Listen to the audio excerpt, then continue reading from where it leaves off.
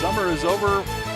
Fall is upon us. Fall sports season is here. We've got fall weather moving in this week from 90-degree heat to 60 degrees and cloudy. And we're getting the introductions now for the Eagan Wildcats.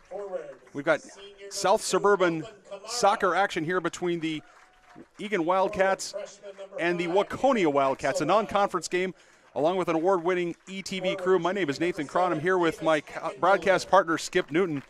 And Skip, we just saw the Eagan girls wrap up a 6-0 win against Waconia.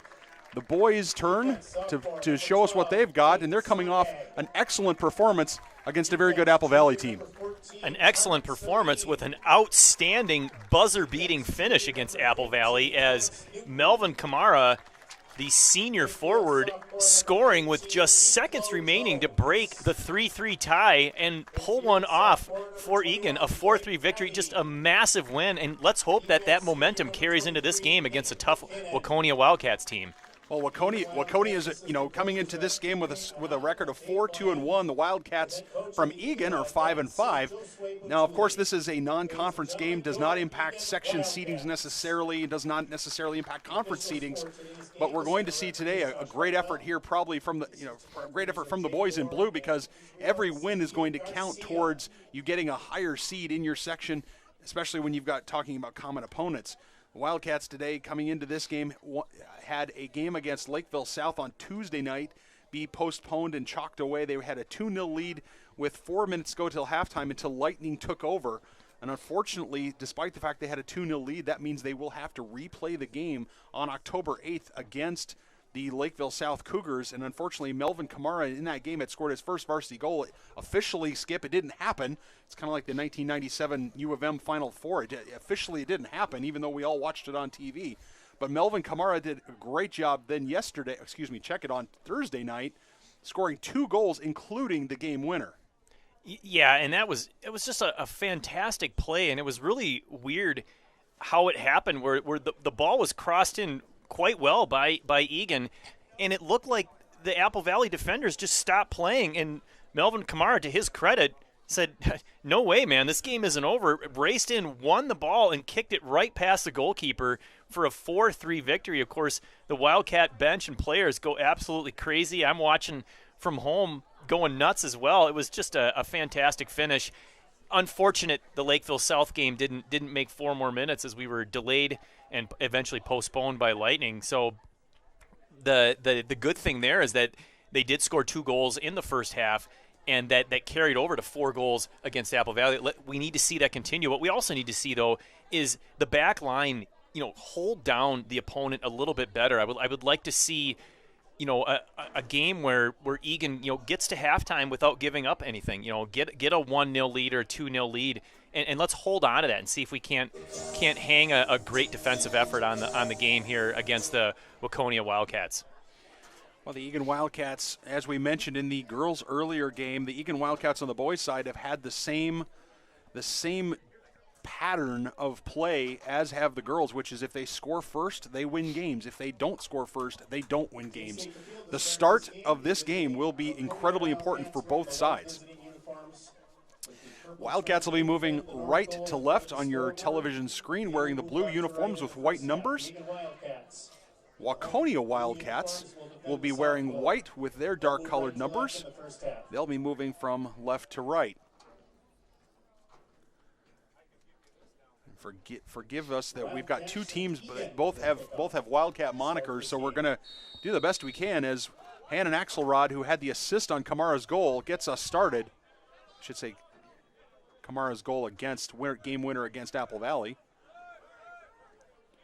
Starting lineup for the Wildcats, we've got Joseph, Jack Joseph, Nathan McKinnon, Alex Newton, and Tariq Salim on the far side on the back line with Prouty, Jones, Villasenor, and Seat in the midfield, Hackenmuller and Hannon Axelrod in the forward positions. So quite a few lineup changes here by Coach Boutely, getting some players, some different playing time here in a non-conference game. This Kamara has the ball here. Let's see how that pays dividends for these players coming in and getting some time. One thing to note with both Kamara and Axelrod up front, this is their first season on varsity, and the things that I've seen from them, in these recent games is clearly they've adjusted to the varsity game. Like when they first started, you could tell they were new. They weren't aware of the speed of the game, the size. Now they are absolutely, going in there. I think they're playing probably the type of soccer that Coach Josue was expecting. Aggressive, physical. They're less timid, and they're really starting to contribute up front. And that's one of the most positive things I think I've seen from the Wildcats here is that we asked, who's going to step up and score besides Derek Siet, and we're starting to get that answer. Well, Melvin Kamara, as was pointed out on Thursday, I mean, both in the Lakeville South game when he nets his first goal, of course, it's chalked away due to an administrative error. So we got an offsides call here against Waconia. But, Melvin Kamara is a player who, if you're going to keep scoring goals, the coach is going to find a way to get you into the lineup, and he certainly has done that. Rewarded with that effort and the start here. Derek Siet not starting, as are a lot of the usual starters for Eagan. Mike Johnson also sitting on the bench to begin the game. I'm sure we'll see them later as well.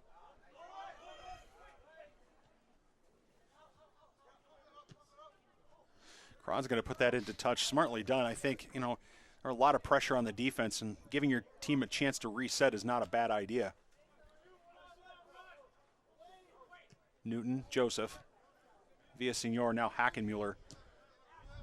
And Hackenmuller, the late game heroics by Melvin Kamara obscuring a little bit Hackenmuller's contribution on Thursday night. He hit an absolute bomb, a laser from about 30 yards out, and cashed in a huge goal for the Wildcats.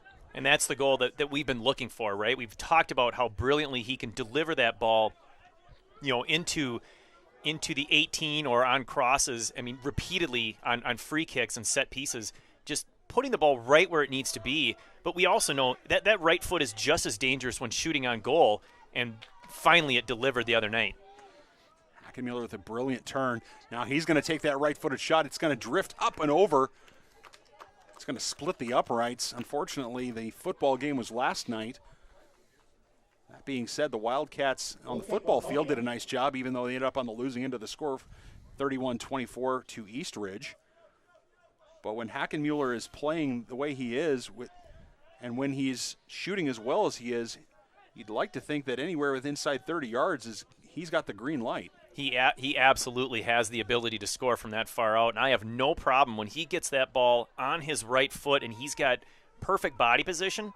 Take the shot, and, unless there's an obvious pass there that can yield a better scoring opportunity. Why not? I mean, he's already proven he can do it, and I want to see him do it again. Villasenor, now Hackenmuller gets it onto his left foot, drives the end line. Nice cross. It's on the turf. Oh, unlucky there for the Eagan Wildcats that no one could get to it. It was just sitting there for them. Now here's Nathan McKinnon battling with Melky. Melky wins the throw as McKinnon does a nice job of slowing up the attack. We talked about the the change of lineup, some guys getting some opportunities. Boy, the one advantage that Coach Butuli has is that no matter who he selects at goalkeeper, he's getting a good outing. It's been repeated every game that all three goalkeepers have played solidly when their number's been called this season. So I think that's a tough decision made easy, right, for Coach Butuli. It's like, well, I can sweat about who I should put in there, but I know I'm going to get a good effort, so it ultimately doesn't matter. And taking advantage of that today, getting Kron some opportunity, we may see someone else, Schreiber in the second half of it if they follow what happened last Saturday at Minnetonka. But either way, we know we're going to get a good play. Kamara with a nice little flick. Good bit of skill. Unfortunately for the Wildcats, we have Ryan Leonards and Jacob Tran both inactive today, unavailable for Coach Butuli. So this falls for Villasenor. Took an extra touch, might have passed on the shot there. And now Salim is going to have to run this down. It's going to be a little bit of a contact there on Salim's back, but nicely done. He controls it. Gets it to Miklo Jones, who looks for Kamara. Kamara spins, and the ball spins out of bounds. But unfortunate for Leonards and for Tran that they're not available today for the Wildcats. Those are two big parts of their attack. Kron quickly off his line. You heard him calling his defenders off. And Kron has the advantage of having substantial stature. I don't think that if you're an offensive player, you'd want to go head-to-head with Kron in terms of going into a challenge. You might end up on the wrong end of it. I was actually about to make that exact same point, that that has a factor. I mean, the intimidation of size coming in there when you're going in and you have that size of a goalkeeper barreling down on you. If you get in too close and make contact, you're probably going to be on the losing end of that. Some nice footwork by Kamara, opening up some space for himself on the right, sends it in towards the net, and it's going to go out for the first corner of the game. Kamara, starting the season, seemed a little more timid. Seemed, as you said earlier, Skip, he seemed a bit more, unsure perhaps of himself. But in the last week and a half, has really come on for this team. Yeah, I think the faith that's been put in Kamara by Coach Butuli at the beginning of the season is starting to pay dividends right now. He looks much more confident, and he's making plays, definitively out there that he wasn't doing earlier. Hackenmuller stands over it, sends it in. Kamara went for the volley. It falls for Villasenor. He's got it on his left foot. It's blocked.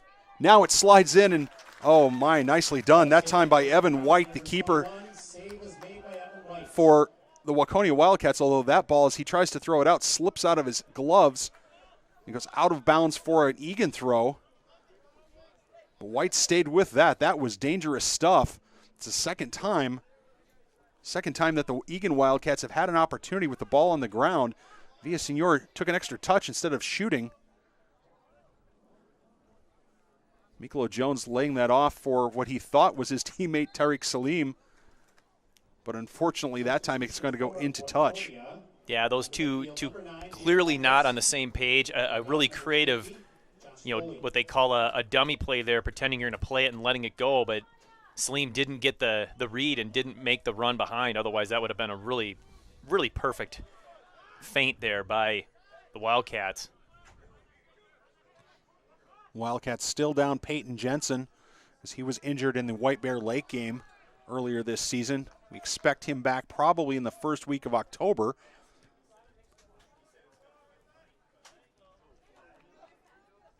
Nice play by Villasenor.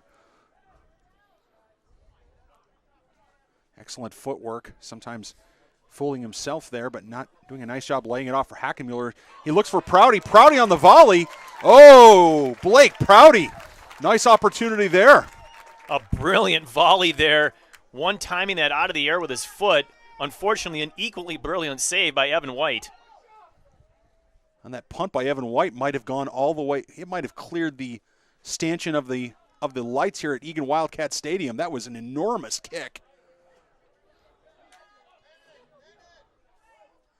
Some great team defense there by the Wildcats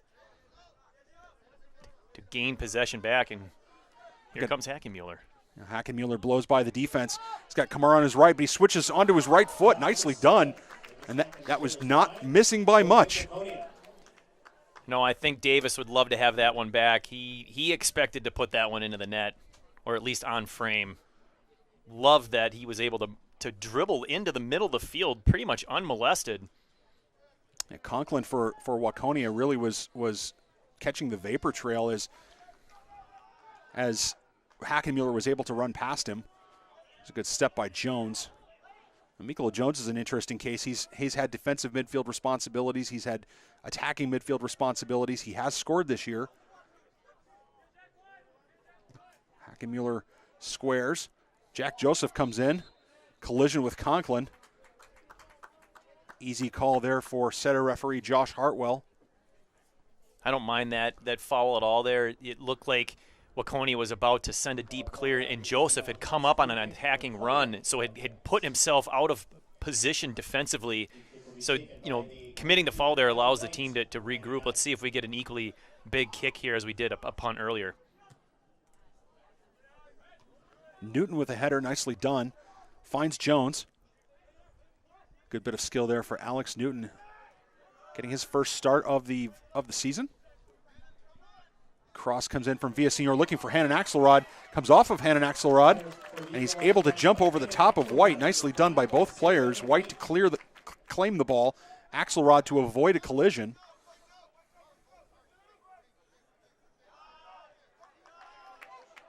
Now Villasenor looks for Kamara. Off of his ankle.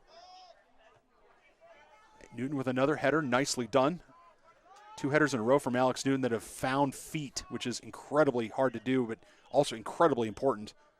Kamara will chip it in, looking for Axelrod. It's flicked away that time by the Waconia Wildcats. Prouty. Another cross in, looking for Kamara, who would have to have been Manute Bowl to get that one. I was going to go with Michael Jordan, but I think the height choice by you is even better. Substitutions here for the Waconia Wildcats. We'll try to get as many of them as we can moving forward. It's a little bit difficult with the numbers. Numbers are tinged in yellow out there, so it makes it a little bit of a challenge to read those numbers. Thank you to everybody joining us on the web or joining us on the live stream, whether you're from Waconia, Eagan, or parts unknown. Hello to Grandma in Florida and Grandpa out in Southern California.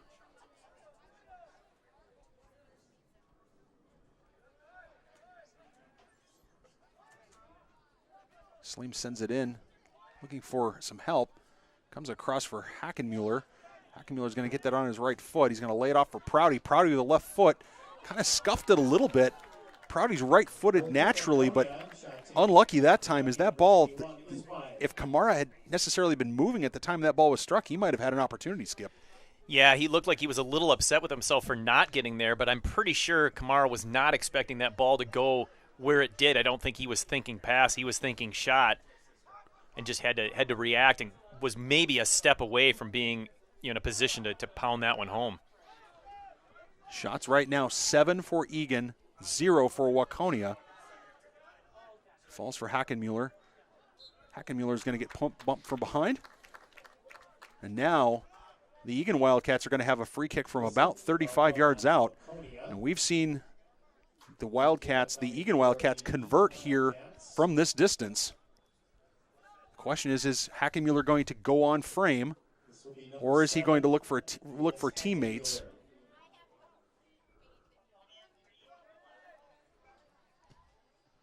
He's looking for teammates, looks for Kamara on the back post. Ball comes in, nicely done by Melvin Kamara, avoiding White. That could have been an ugly collision. Magnificent punt by White, goes 70 yards in the air before it's controlled by Jones. Another great service ball there by Davis Hackenmuller. From 35 yards, we know he can get the ball in frame, but goalkeeper Evan White's a big guy, and getting it into a corner against a goalkeeper of that height is probably not going to happen from that distance. So I like the fact that he laid that up for a pass. Axelrod with a nice move off a pass from Joseph. Axelrod across. White brilliantly nicely done, off his line to claim that one. exhorting his teammates to get forward as he puts one more into the air.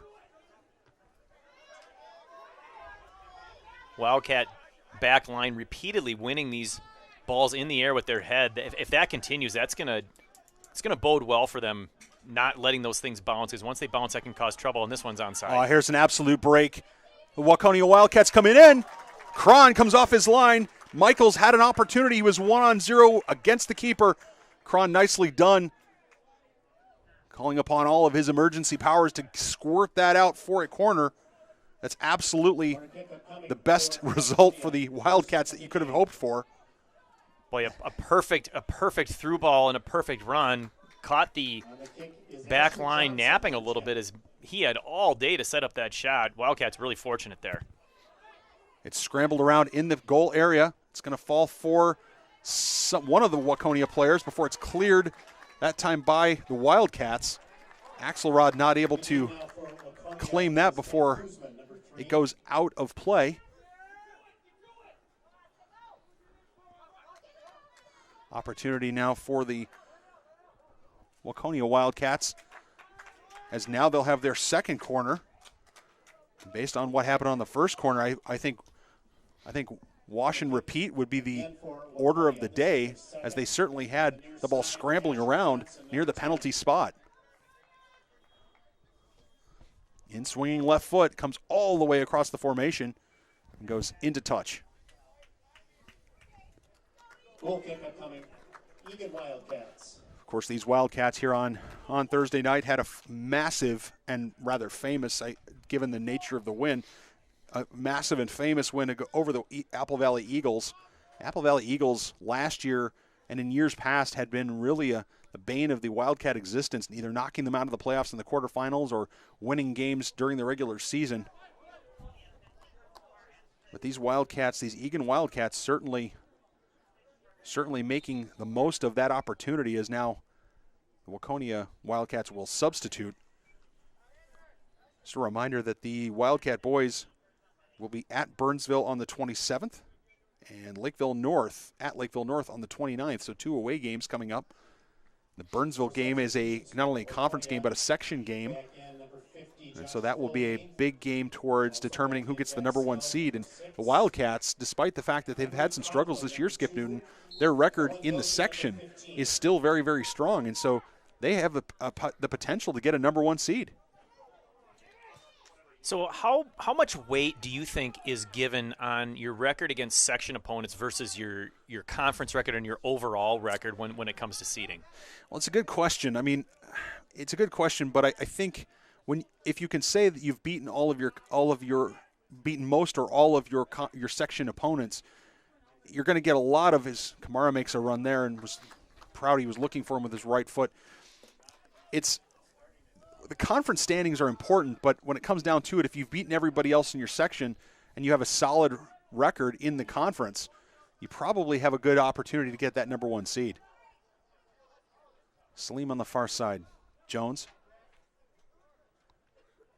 It's going to be out of play.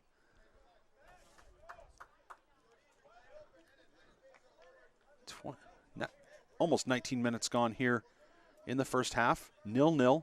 Wildcats and Wildcats. Salim's going to punch that over the top. The Kamara run onto it. It's going to go into touch, but the Wildcats, the Eagan Wildcats, still enjoying a substantial advantage in terms of shots.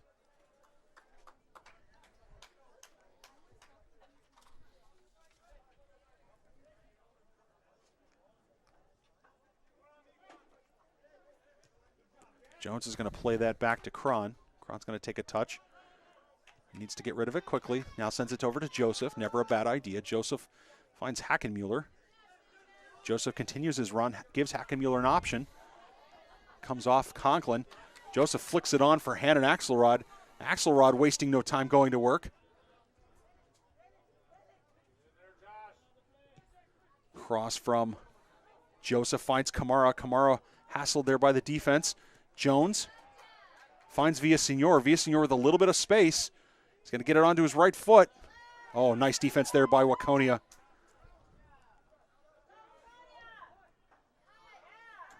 Salim's going to get back to play that as Newton now takes over. Pass intercepted. Prouty gets it back. Kamara, Prouty. Prouty looking for an overlapping Salim. Finds him. Finds Kamara. Nicely done. Nice sequence there. Would have liked to see Kamara go out to Salim there. As Kamara uses his body very, very well. Sends it towards goal, and White's going to clean that up easily. Waconia has the same advantage as do the Eagan Wildcats. They've got a big, strong keeper as well, and imagine that might impact the aerial game a little bit as the Wildcats try to score on set pieces or corners. Jack Joseph getting run over there by Coffey. But as is often the case, Joseph bounces right back up and is in the attack. Good switch of the field by Villaseñor. Nicola Jones's ball harmlessly into touch.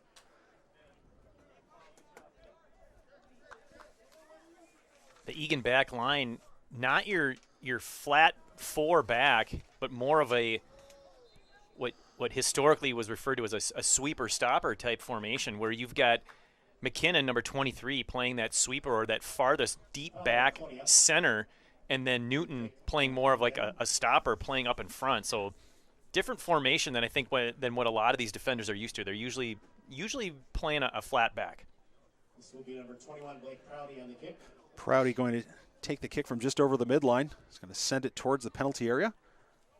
Several players with an opportunity with it.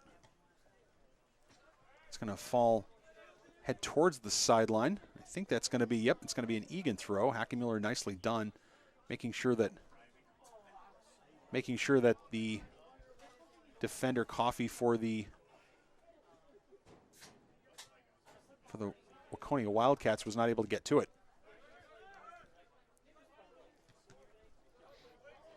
I think if you're the Eagan Wildcats, based on what happened against Apple Valley, if you could say that there was one thing that, the Eagan needed to tighten up, it was that back line in terms of making sure you're on the same page and making sure you're not giving up breakaways. Or penalty kicks. Or penalties. That's right, as there were 2 penalties awarded to the Apple Valley Eagles. The first was a very clear and obvious penalty. The second penalty was a little bit more mystifying. I still don't have a good explanation as to what happened on that. I have not had a chance to go back and look at the replay. I believe I've learned since the play that it was a handball played by that first person, that it hit a leg and then up on his arm that was on his side.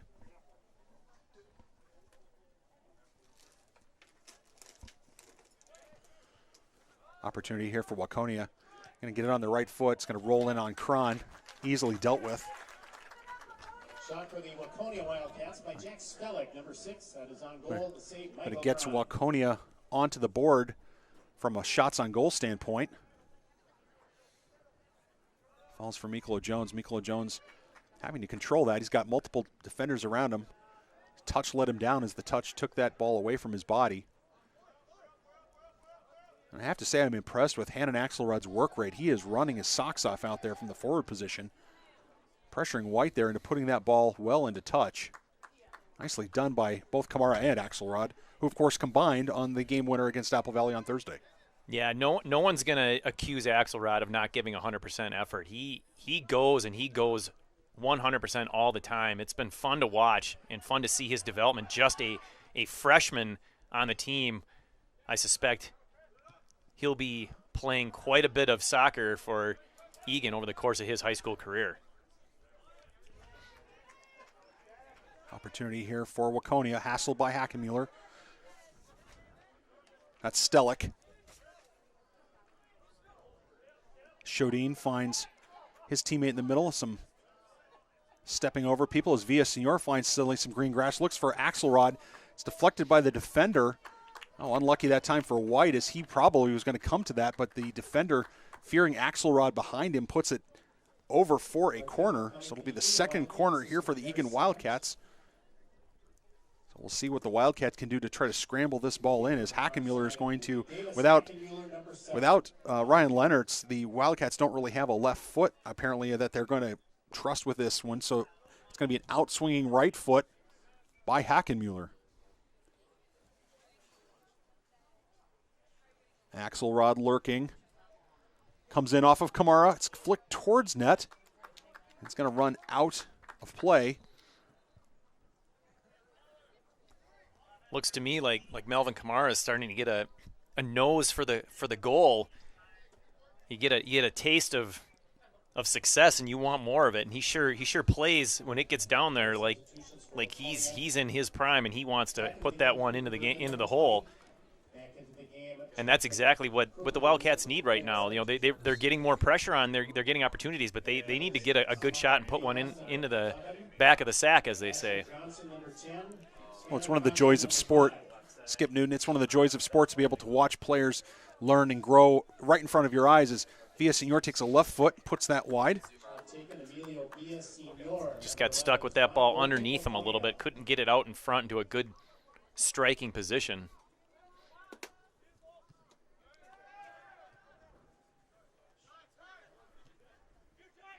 Falls for Michaels. Now Stellick again. Attempt to go by Villaseñor by Krugerud. Tackle by Kamara successfully done on Viela. And out of nowhere, I mean, it's, having watched this team the last handful of seasons, Melvin Kamara has really been a revelation. I mean, that he gives you so much quality and so much pace and so much that he's doing so well on the outside. And to be honest, coming into the season, he was much of what he did was an unknown. Villaseñor on the far side. Looking for Jones. It's put into touch. You get a sense that the Wildcats, I should say, the Eagan Wildcats are certainly looking the more dangerous of the two sides. Consistently, here it falls for Hannon Axelrod, and his left foot scoops up and over the net. Could not tell if Axelrod lost his balance. I think he lost his balance, not expecting that to get to him. But Axelrod with a nice left foot to get onto it, hit it with plenty of pace, just scooped under it. Boy, a critical turnover there right in the box. Axelrod and Kamara jump all over it and almost turn that into a goal.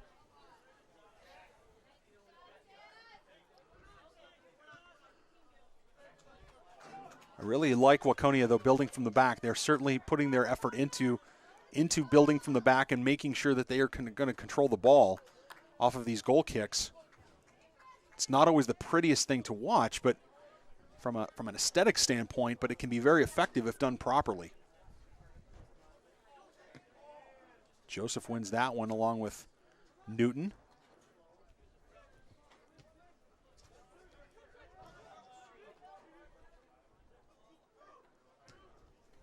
Nicely done that time by Berman. Hoists it towards McKinnon, who plays it back for Cron. Smartly back to McKinnon quickly. McKinnon, though, turns the ball over. Joseph gets left in behind. That's Michaels. Michaels crosses it in. Nicely done by Prouty to break that up. Prouty was going to go back to Cron and then thought better of it. Smartly done, given the pressure near the Eagan penalty area. Well, it's very possible that he never intended to go back, just wanted to fake it just to give himself a little bit more space and time. Well, that's certainly three-dimensional three-dimensional soccer as Mikolo Jones is held up there. Advantage is played by the referee, and unlucky that time for the Eagan Wildcats that things did not develop for them. But certainly Mikolo Jones being grabbed as he was as Salim misses the tackle. The ball comes in towards net. It's sent well wide. So we'll have a goal kick here for the Eagan Wildcats. That shot, Asher Johnson, number 10 for Waconia, is wide. That's the first time, all game, I think one of those big punts has resulted in a scoring opportunity. Not the greatest of high percentage shots. Eagan at least forced them wide, giving Cron an opportunity to really cut off the angle, and that one well wide of the net. But still, something to keep in mind is earlier the Eagan was winning all those balls in the air, and that didn't happen on that particular punt. McKinnon, who had taken the goal kick, sends it back out where it's intercepted that time by Waconia. This is Berman. Back to his back line of Krugerud. It's intercepted there by Axelrod. Now it falls for Kamara.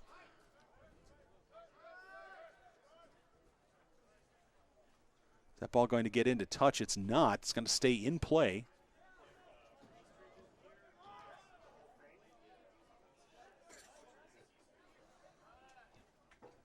Now the Wildcats control. Prouty on a run. Hackenmuller loses it, gets it back. Collision there from two players, but over the ball, so no foul called. That ball's going to get into touch safely. Less than 10 minutes to go now here in this half. Score still 0-0. Interestingly enough, Coach Josue Butuli now bringing on Derek Siet, the senior captain for Hannon Axelrod. That's the first substitution of the half for the Eagan Wildcats. Comes at the 30-minute mark. That actually is fairly consistent by Coach Butuli. He likes to let his starters play quite a bit into the first half, so not a surprise there at all, at least for me. I'm kind of used to him giving a good 25 to 30 minutes. And then emptying the bench near the end of the first half.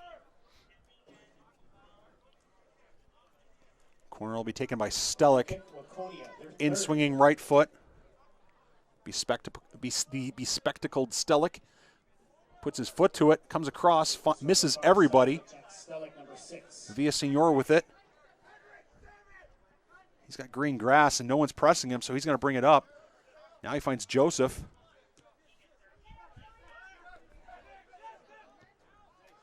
Derek Siet looks for Kamara.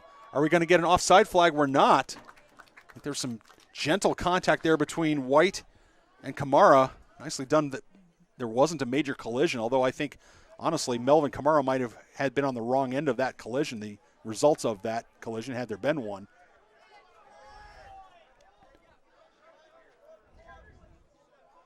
So Derek Siet, the leading scorer and leading assist getter for the Wildcats, now into the game. He's fresh. Let's see what he's got as he tries to go by two defenders. Now here's an opportunity for Kamara. On his right foot, he took a touch, but he shoots. He scores. Melvin Kamara leaving no doubt. It was a brilliant finish. Set up beautifully that time by, I believe it was Hackenmuller. Hackenmuller had his eyes up, saw Kamara with green space, or in this case almost blue space in front of him, and gave him a beautiful ball. And in the 33rd minute, the Wildcats take a 1-0 lead. Another great finish by Kamara. He's starting to get into the habit of doing this every game. This is the third game in the row. I don't care that first one didn't count against Lakeville South. Third game in a row that Kamara has been able to put one in. He is on a scoring frenzy, and that is a huge plus for the Eagan Wildcats. Oh, what a tear for Melvin Kamara. Wildcats number 2, Melvin Kamara. The assist to number 11, Emilio Villasenor, in the 33rd minute of the game. Time of the goal is 32 minutes, 18 seconds. Check it. It's in the 33rd minute. It's going to be Kamara from Emilio Villasenor. Apologies. I thought that might have been Hackenmuller, but at the end of the play, things tend to get a little bit crazy. Now we've got a foul against the Wildcats on the far side, and we'll have a yellow card caution. A yellow card caution against Newton, so he will leave.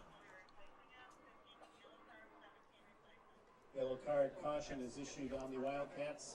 Not a particularly challenging foul, but breaking up and didn't make a play, did not get any of the ball, really didn't have a chance at the ball, but broke up the promising attack. So here's an opportunity for Waconia to quickly counter as Jake Sondag replaces Alex Newton. Clock will stop for the yellow card. Play resumes. Ball comes in towards the goal. It's bandied about. It's going to go off Waconia for a goal kick. Good result there for the Wildcats, as that's the second or third time. Check it, that's their third corner. All three corners have resulted in balls floating around the penalty area. There have not been clean clearances by the boys in blue, Skip. Yeah, fortunately that one won by number 17, senior co-captain Daniel Redlin. Really good with his head, tends to win those balls in the air as he did right there. Nice to have him back there on the corner kick.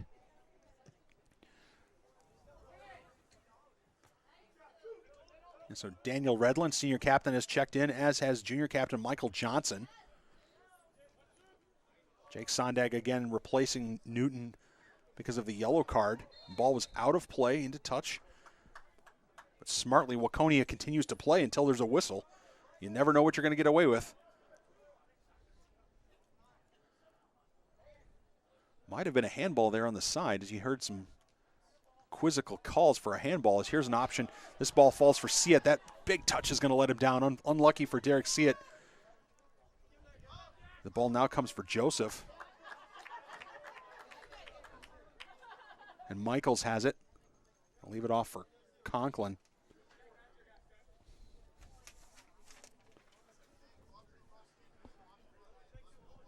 Wildcats score the first goal of the contest, and it's an absolutely vital strike given their history.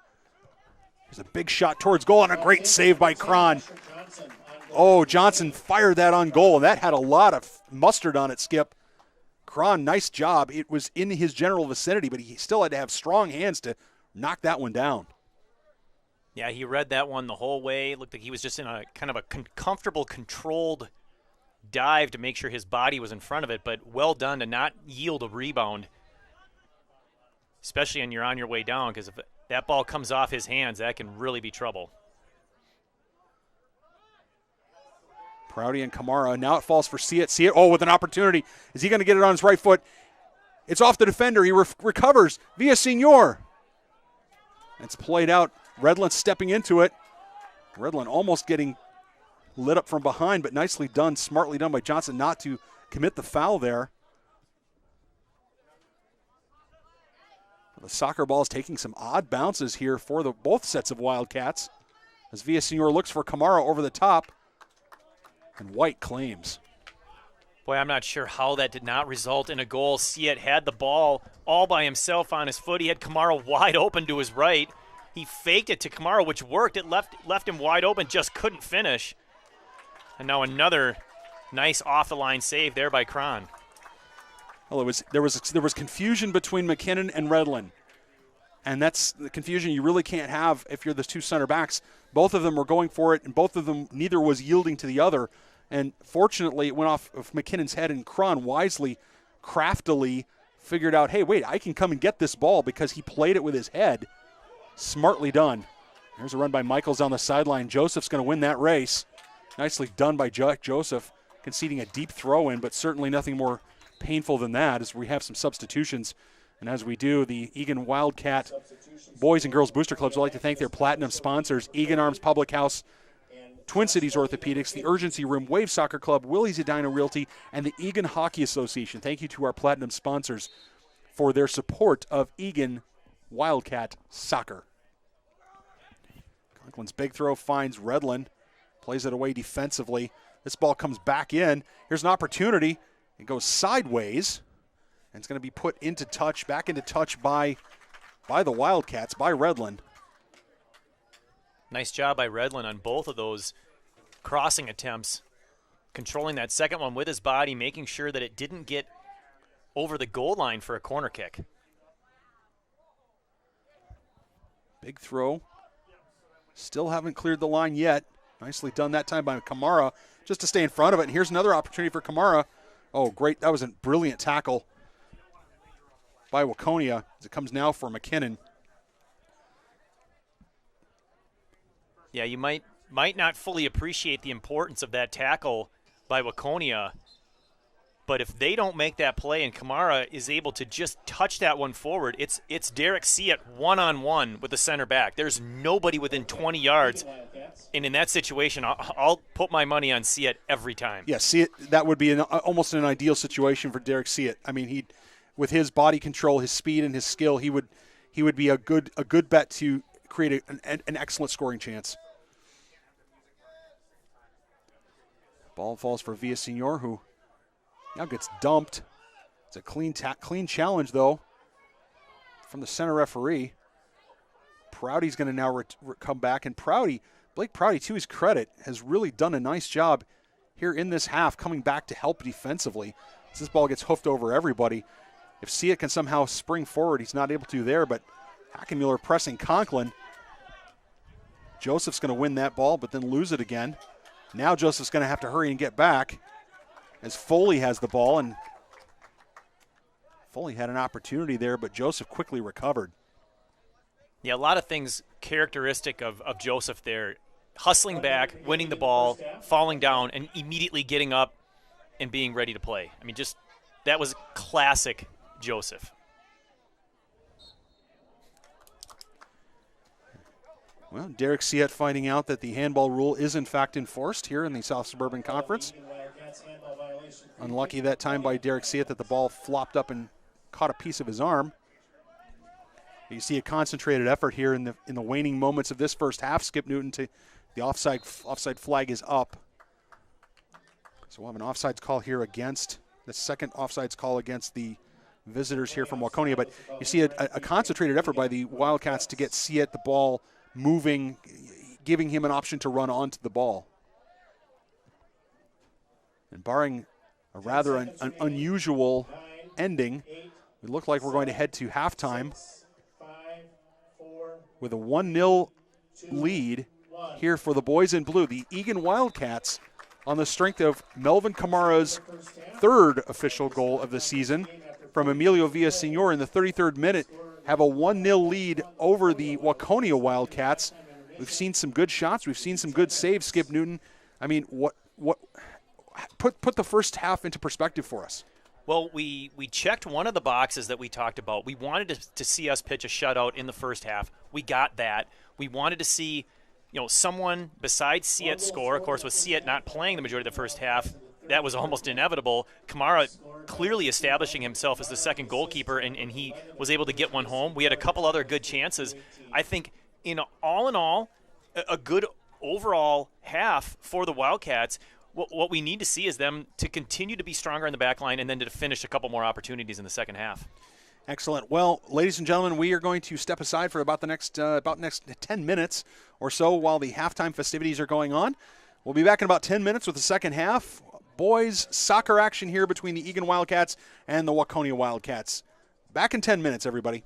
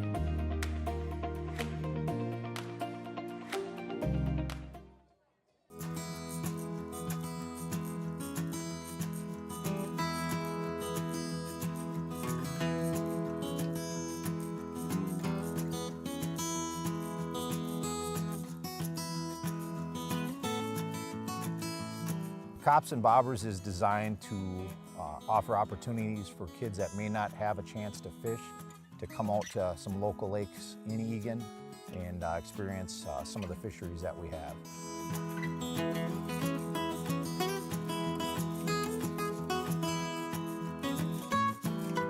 They'll be spending time out in the boats with some of our officers. They'll be spending time fishing from a pier behind us. And then they're also going to get to see what we do on a daily basis. I came out to learn a little bit about fishing and talk to the police, see a little bit about how they interact with the community. It's a way to see that the police are good guys, that they care about the community and care about, making memories with family and with the community. You might only see us on your worst day. This gets to show you that we are people. We're invested in this community, and it's a way for us to give back.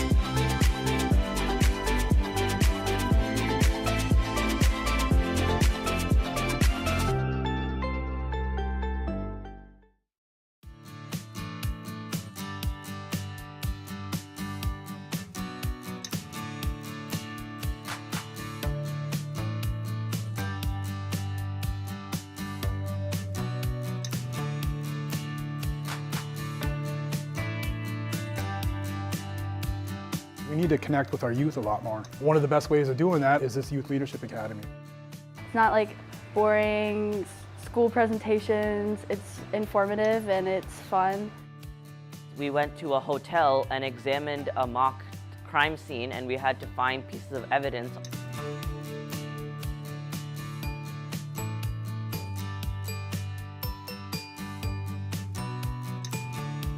It was an outstanding event. It was an outstanding group of kids, just remarkable. And to be part of something like that, huge. This is an important time for them when they are in high school and making important decisions in terms of what they're going to do, what they're going to study, but also how they can start contributing with their communities. I know that no matter what field I go into, I will be a very good leader there because of this.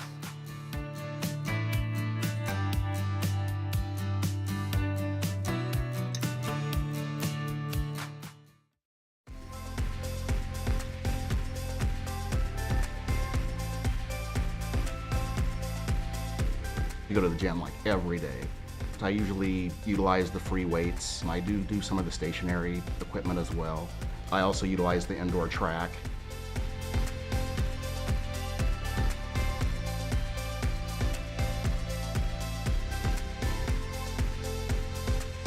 If you're an Eagan resident, do yourself a favor and check out the Eagan Community Center.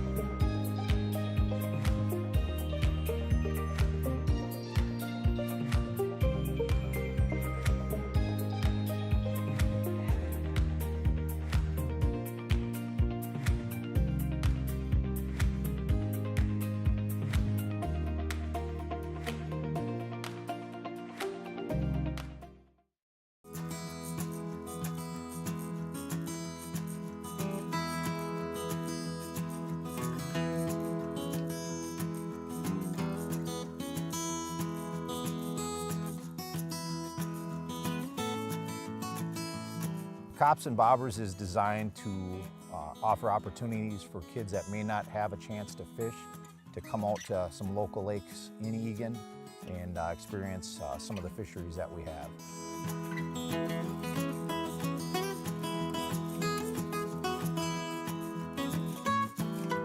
They'll be spending time out in the boats with some of our officers. They'll be spending time fishing from a pier behind us.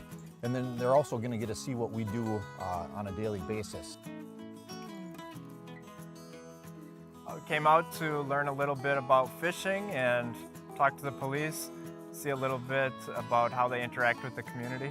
It's a way to see that the police are good guys, that they care about the community and care about, making memories with family and with the community.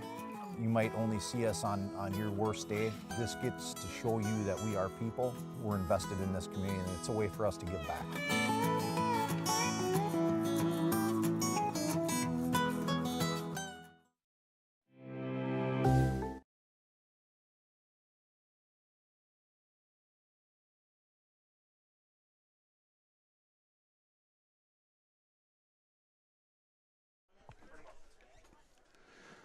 Welcome back to Wildcat Stadium here on the campus of Eagan High School. We've got second half action for non-conference soccer between the Eagan Wildcat boys and the Waconia Wildcat boys.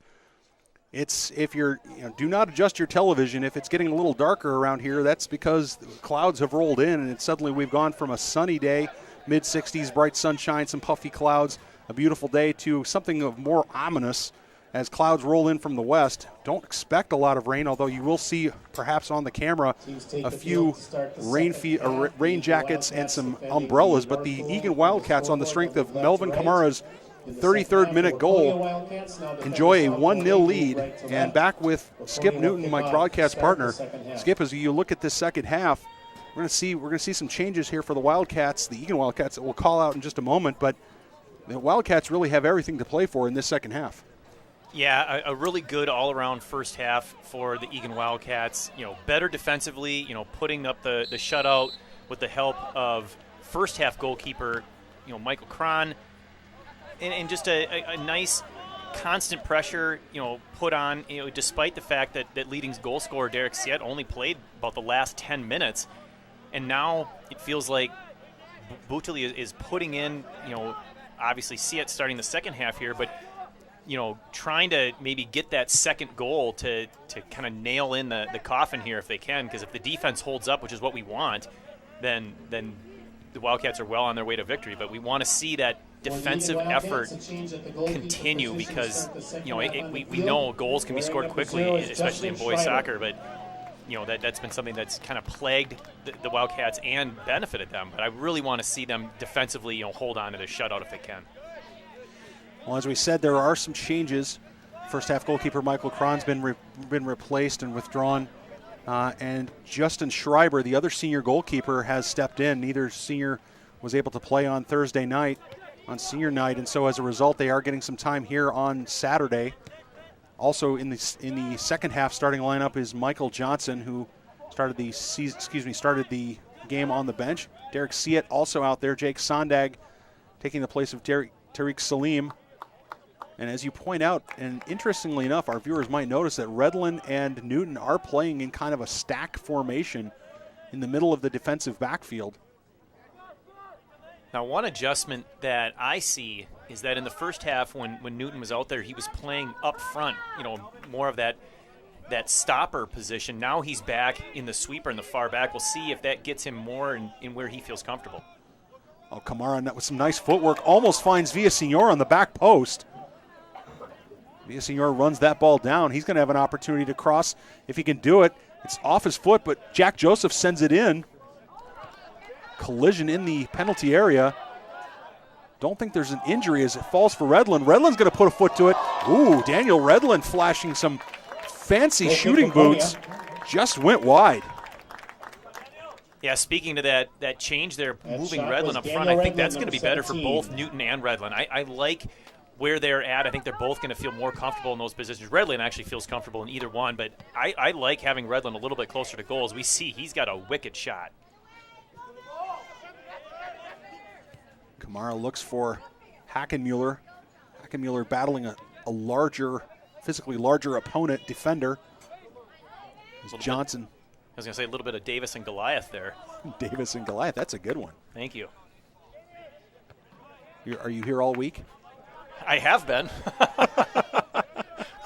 We have been, that's true. Offside call here against the Waconia Wildcats. We laugh because it's true, Skip Newton. We laugh because it's true. And we'd have it no other way.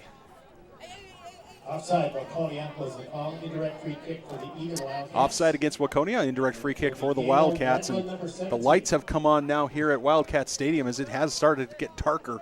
I'm glad that they have turned those lights on, because as they get hotter and warmer, we're going to have better visibility as Sondag is looking for Hackenmuller.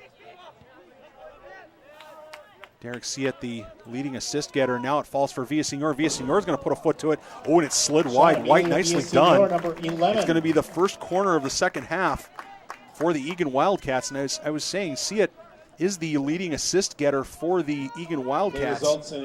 But his game has matured so much, Skip Newton. When he started playing varsity soccer as a sophomore, he was really about shooting first and going through multiple defenders. Now he's laying off for all of his teammates. As Hackenmuller stands over and puts a right foot to it, it rises up and it goes through everybody. I think that's going to probably find its way over the end line. But Derek Siet's maturation has really been a revelation for, is that enough big words? His maturation's been a revelation for this team. Boy, that was a missed opportunity on that corner kick. That ball was delivered perfectly, and all it would have taken was a simple redirect, and that one would have found the back of the net. It was wide open, just could not connect. Here's a great run by both players. As Mielke was battling Newton, and Newton did not give up. Mielke's a big, strong forward as this ball now falls for Kamara. Kamara chips it forward, was expecting Hackenmuller to make a run, but Kamara raises his arm as if to say, my mistake, I'll be better next time. Yeah, Kamara was stuck in a bit of a difficult situation there. He had the ball, he had control, but he was also staring at about 4 white jerseys between him and the net, and his only option to cross it to had about 2 guys surrounding him. I mean, it really didn't have a whole lot of attractive options. He chose the lay it up and see if something can happen, but nothing going there. Schreiber's clearance intercepted, unfortunately, that time for the Eagan Wildcats as Sondag comes back and safely puts that into touch. Nice read there by Sondag. He saw that Newton was getting drawn to the middle to shut down another passing lane, thus creating a gap behind him, and Sondag filled in nicely behind there to cut off that through ball. Whenever there's a collision like that, you just hold your breath and you want to make sure that nobody gets hurt. Wildcats have a 3-1 record against section opponents, and if they are successful in the next handful of games, they have a good chance to get a top seed in the section. I want to stay healthy for that eventuality.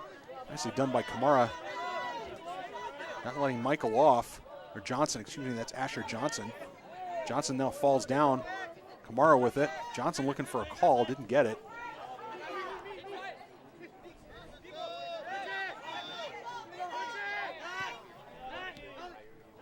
Jones finds Kamara, but Kamara loses possession.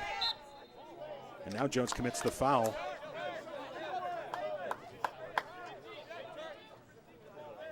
There's one player on the field that, as we've seen a lot of it, who still seems to be trying to find the exact rhythm of the game, might be Miklo Jones. He's been active, but he hasn't quite, doesn't look very comfortable out there at the moment.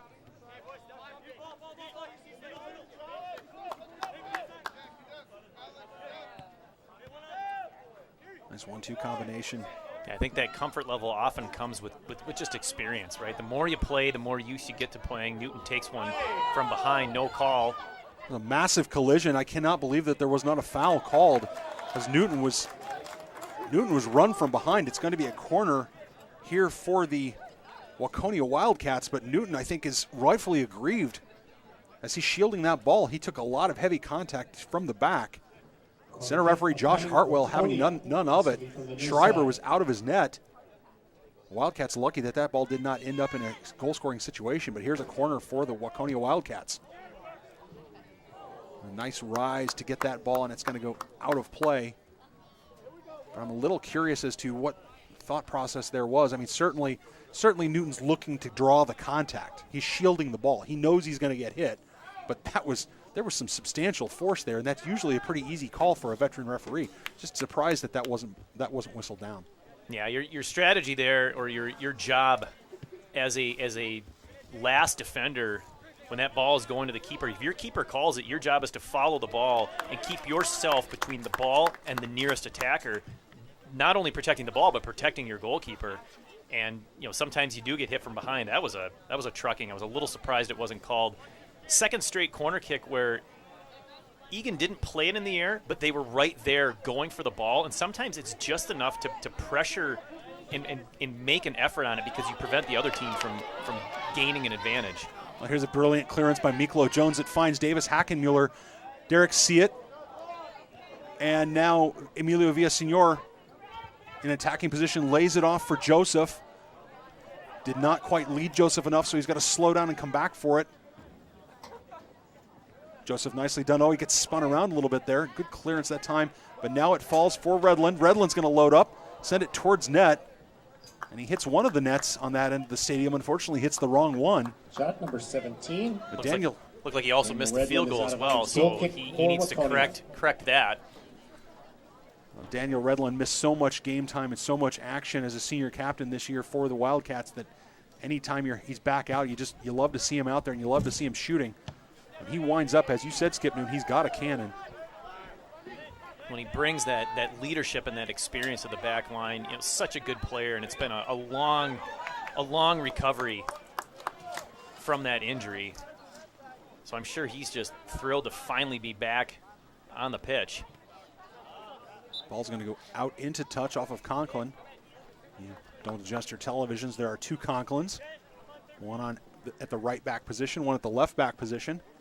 And at least from this commentator's position, they certainly appear to have similar features and similar hair color as this ball slides in for Hackenmuller. White does a nice job of climbing the ladder to get that ball. One of those situations where Hackenmuller really had no chance. I mean, he's giving about a head of height at least to his opponent, and with that ball in the air, it's an easy play for the defender. 11 minutes gone now here in the second half. The Wildcats holding on to a 1-0 lead. You get a sense that if Waconia is going to score, it might be a set-piece opportunity, either a corner or some sort of free kick.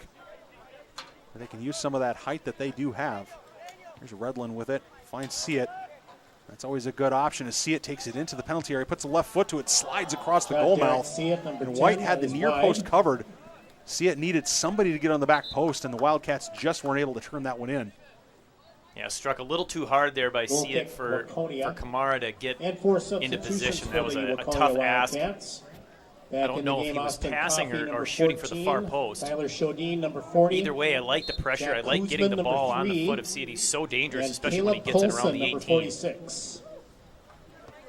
Shots are 18-3 in favor of the Eagan Wildcats. Though so many of the shots have not been on frame and haven't really been great scoring opportunities. But that being said, if you ask me whether I'd rather have 3 shots on goal or 18, I'll take the 18 every day of the week. As there's a big ball looped over the top. It falls as Joseph doggedly defends.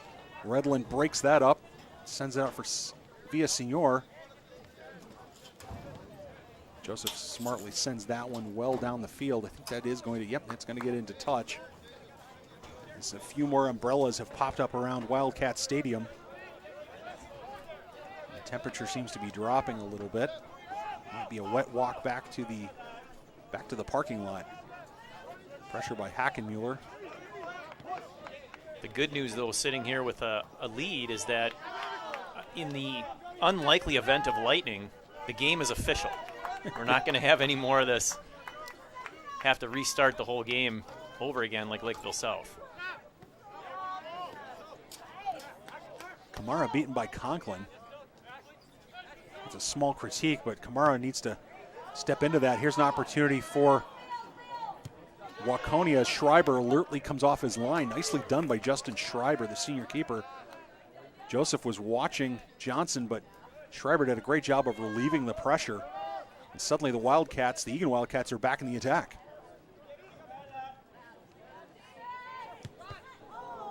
Villasenor was going to bound determined to shoot that ball. And that ball's going to drift towards the corner flag and going to go out for a deep throw here for the Wildcats. Again, the Eagan Wildcats. Boy, that's a tough one.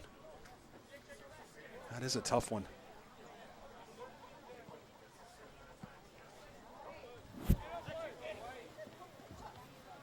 I'd like to see the Wildcats be, I'd like to see Eagan be comfortable in possession, much the way the girls were in their 6-0 victory over the same Waconia Wildcats.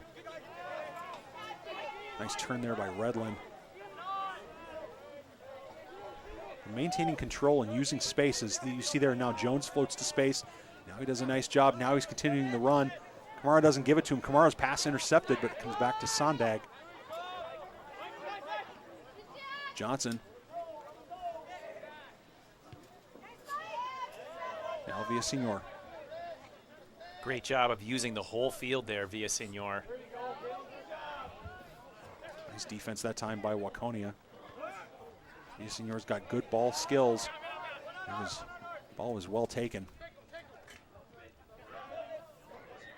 Kamara looking for some help. He's taking on 3 defenders. Now he's going to make a run to the end. He's going to send that towards the net, but it's going to go into touch. Nicely done that time by the Waconia Wildcats. Good job of the defender delaying Kamara, but not really applying pressure. I mean, Kamara had plenty of time to try various moves. Clearly, a defender just didn't want to get beat, but had Kamara taken the opportunity, he could have sent across and probably gotten away with it. Something to think about later, because he was in a perfect position to lay that up for a teammate on the other side of the field. Nice step by Joseph. Well done. Unlucky that it didn't maintain possession, but he comes flying out of nowhere. I mean, how many times is Jack Joseph going to do that this season? See it, gets Hackenmuller, and then lays it off for See It again. Love the idea there. Love the teamwork. It's like they knew exactly what they wanted to do. Hackenmuller on his left. Now for Villasenor. Villasenor with an option. He's going to fire a low cross. Actually, that was a shot. That wasn't a cross. I thought he might have been looking for Kamara on the back post. His big punt comes out. Newton. Sondag dispossessed by Waconia. Waconia from distance, and Waconia scores. An unfortunate break there for the Wildcats as Sondag just lost control of it. And the Wildcats of Waconia capitalize, put that one up and over the outstretched hands of Justin Schreiber. 57th minute, it's Tyler Shodine.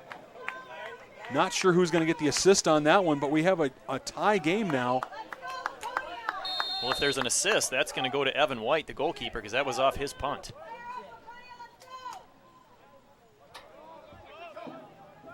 Unless it was flicked forward by the forward. That's right. There was a couple of guys, I believe Newton and one of the forwards for Waconia were going after it. So, yeah, it's possible that forward Waconia got the head on it. We'll find out here with the Wildcats. official announcement. Number 40, Tyler Shodine. The assist goes to the goalkeeper, number 99, Evan White. In the Assist does, in 57th fact, minute, go to Evan White, as you point out, 56 Skip. minutes, 16 seconds. A lineup change for the Eagan Waconia Wildcats. Hannon Wildcats Axelrod scored has taken the place by of Davis Tyler Shodine. Hackenmuller The assist, Evan White at in the forward position. 56-16. So this game is now square at 1. See it, tries to get it on his right foot. Johnson now steps into the fray. But a heady play by Tyler Shodine. Nicely done. Recognizing that Schreiber was kind of on an island. He was out, but he wasn't so far out that he could have tried to play the ball, but he was going to have trouble if getting to that ball if it was high because he was a little ways out from the goal. Yeah, it looked like Schreiber was off his line anticipating the pass back by Sondag. It's another break for the Waconia Wildcats. Schreiber disrupts it enough. Now here's an opportunity for the Wildcats. Oh, and a great shot. A layoff and a great shot that time by the Waconia Wildcats. And I could not pick up which number that was. What started off as a great defensive effort there, as Sondag and Schreiber had come together, the ball was trickling into the net. Newton was able to clear it. Unfortunately, the Wildcats of Waconia punch it right back into danger, and Eagan can't recover. And they need to get things straightened out here. There's a couple of quick goals have proven costly. All of a sudden, we're looking at a 2-1 deficit.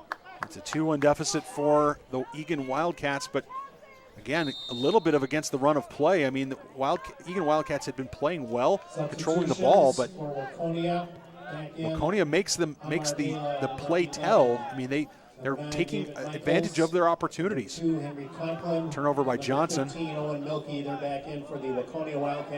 Nice job by Johnson to turn that over, but then win it back. There was a play. He fell down and he still got the ball. Sometimes it is better to be lucky than good. Scoring for the Waconia Wildcats, number 3, Jack Kuzman. The assist to number 10, Asher Johnson. Asher Johnson in the 58th minute. The time of the goal is 57 minutes, 48 seconds. 58th minute. So we got some more substitutions. So it looks like Prouty's going to come back on. Goal scored by Jack Kuzman. Tyler Walcott will check in for the Wildcats. To Asher Johnson, the time 57:48. 2 substitutions for the Eagan Wildcats. Kamara sends that towards goal. White claims it. Back in Just under 21 minutes now to go in the match. The Eagan Wildcats find themselves on the wrong end of a 2-1 score. Some strong winds now whipping through Wildcat Stadium. If there is a wind advantage, it's going to be at the back of the Eagan Wildcats. You'd like to think that they would be smart enough from a soccer IQ standpoint to pick that up and maybe launch a few more balls from distance.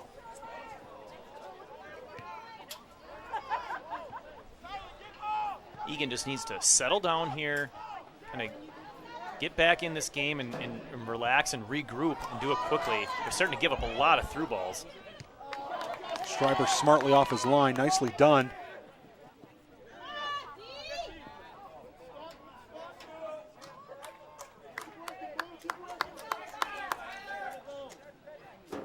Strong cheering section here for the Waconia Wildcats. You might be able to pick that up on the microphones. Microphones maintained and manned by our award-winning ETV crew of Greg Borman, Nick Mudd, and Kevin Miller. Thanks so much for making guys like Skip and I look like professionals. Villasenor has got the ball at his feet. Now he's going to see if he can find Kamara. Can't. Might have been looking for Axelrod. Now he's going to press.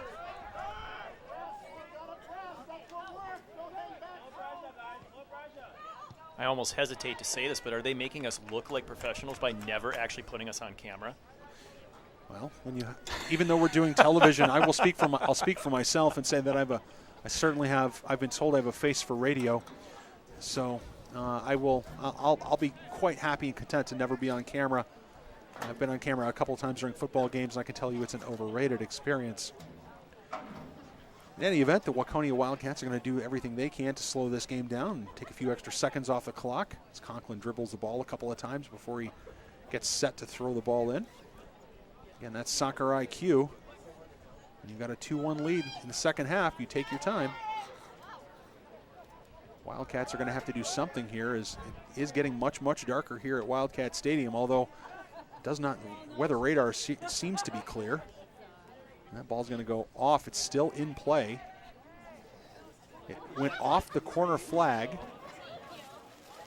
A lack of understanding there by the Eagan defense concedes the corner.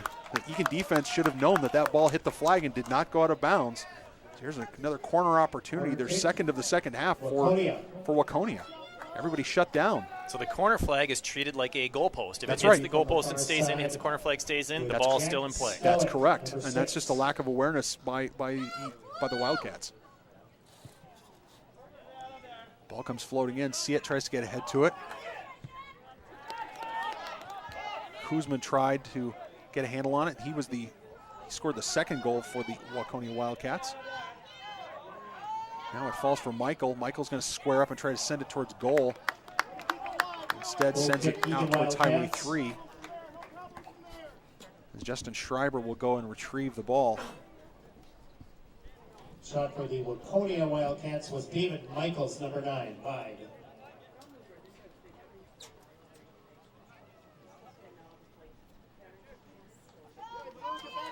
I'd like to see Eagan get a little more pressure here, see if they can't tie this one up.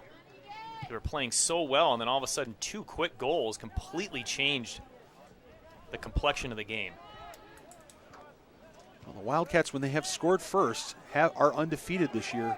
That might be something here that might be a pattern that might get broken here this afternoon if the Wildcats aren't able to climb back into this one. It's a test. It's a test of mental toughness here for these Wildcats, these Eagan Wildcats. Can, despite the fact that they've played well enough to certainly get a result here, are they going to be mentally tough enough to be able to continue the battle? So Axelrod wins the throw, and the throw goes out. Villasenor is going to take that again. Now he's going to give it to Joseph. No, he throws it into Joseph. Joseph's got all sorts of space. Joseph crosses it in. Nicely done. Kamara jumping for it. Tariq Salim on the back. Walcott is going to send that back in. I don't think Salim thought the ball was going to come to him. If he had, he might have thought he was going to have a better opportunity. It's Villasenor with the ball now and turns. Yeah, Salim did a nice job of going in, trying to play that one in the air. Of course, the goalkeeper bats it behind him, and no one's there in the open space. Otherwise, that would have been a tap-in tire. Substitutions for Waconia. Back in Tanner Conklin, number 5. Wildcat boys and girls booster clubs would also like to thank their gold sponsors for supporting Wildcat Soccer and Saris Mediterranean Grill, Rami Cormon at Coldwell Banker, Denise Schoberg at Keller Williams, Elite Feed Soccer, Orza Poke and Ramen, Teresa's Mexican Restaurant, Birchwood Dental, ZZQ Barbecue, Devani's Escape With Us Vacations, Union Fit MN, Sam's Club, and Zerbell Orthodontics. Thank you so much for your support of Wildcat Soccer. A foul here against Eagan. Waconia will play it short and take their time to possess this ball. They'll be happy to sit in possession for most of the rest of the game. It's going to be up to Eagan to create an opportunity.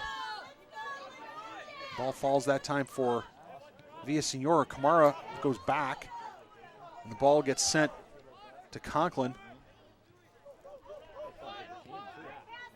I like the pressure, but the pressure's got to be done properly, Skip Newton. You can't just pressure 1 or 2 players. You've got to pressure everybody. Now the Wildcats have something going on. Villasenor finds Joseph on the overlap. Nicely done. Is somebody going to be able to get to the back post? Kamara and Axelrod are lurking. It's launched into the penalty area. Falls for Siet. Siet by 2 defenders. Siet off of a defender. Is that going to get out of... I thought that came off a defender. I thought it did too. In fact, I'm certain it came off of somebody. Center referee Josh Hartwell must have judged that it was a Wildcat player, but that certainly came off of somebody. As Evan Galachin makes his return to the lineup, first appearance here today. I don't see any argument made by the Wildcats, so clearly the right call. Interesting goal kick to just tap it to the player next to him. I'm not sure who you think you're fooling when you do that, but or what you're gaining necessarily. Right now, the Waconia able to be comfortable in possession. Well, here's an interception by Siet. Siet's going to get it on his left foot. He slides it towards goal, and it's going to be not deflected. He just missed left. Shots 19-7. It was at one point 18-3. It's now 19-7. The Eagan Wildcats have been outshot 4-1 in the last 5. And, of course, 2 of those shots have been in the back of the net for Waconia. Back in is Owen Milky, number 15, in the game now for the Waconia Eagan getting a little Wildcats snake is bit here Carter by the Staver, inability to number 28. finish. They've had some opportunities, especially Derek Siet. Got to get those on frame. Miklo Jones nicely done. Finds Siet. Siet's going to take an opportunity. Finds, looks back for Jones. Jones has an opportunity. The ball is still loose. It's sent in towards net. Nicely done that time by, that's Villaseñor. Villaseñor's on this side of the field, and nicely done. It was blocked. It's going to go out for a corner. Golden opportunity here for the Wildcats. Villaseñor with an outswinging right foot. Emilio Villaseñor, number 11. Bit unfortunate there for Eagan, as that cross by Villaseñor was just blocked by the goalkeeper, Evan White, who wasn't even in position. He was just getting up from after having fallen down. Went off his back. Galachin sends it back in. It goes out for a goal kick. As keeper White had fallen down. He's correcting his defenders as to what he wants done back there. A little bit of miscommunication.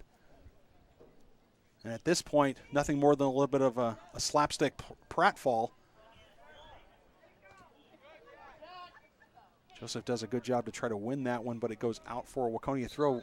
Just under 12 minutes to go now in the half. The Eagan Wildcats are going to have to do something they have not done yet this year, Skip Newton, which is come back in a game Substitution after being Waconia, behind. David Michaels, number 9, back in. Going off, Austin Coffey, number 14. Walcott not able to get the second header to clear. Waconia chips it forward. Might have been better served to play it back to his defenders and possess the ball. Because now the ball comes in for Siet. It's played away. Now Salim on the outside. Jones. Villaseñor looks for Galachin, but it's turned over. Nice hustle there by Miklo Jones, not rewarded. Walcott's doing a nice job of knocking that down with his head. Ball falls for Conklin. Jones again with it. Villaseñor, a little arm fighting there. Has Galachin. Looks for Hannon Axelrod. Hannon Axelrod with heavy contact. Little surprised that wasn't. Little surprised that could have been a foul. But I suppose that would have been just on the edge of the penalty area. You want to make sure that there's a solid. You want to make sure that there's a solid contact there as the clock stops for an injury to Conklin on the far side. But a shoulder-to-shoulder challenge is Hannon Axelrod. You didn't see Hannon Axelrod be overly demonstrative of what had happened to him either. So maybe he's comfortable with it. It's just a heavy challenge, but substantial contact. 2 substitutions for Joseph will Waconia. take this throw, and the Eagan Wildcats have got to find some answers here very quickly. Back in the game for the Waconia Axelrod's Wildcats. not afraid of contact, and he's 6. definitely taken the And Caleb Colson, brunt number end of it 46. in past games, so he's probably used to it by now, so he just kind of shrugs it off and says, I'll just keep playing.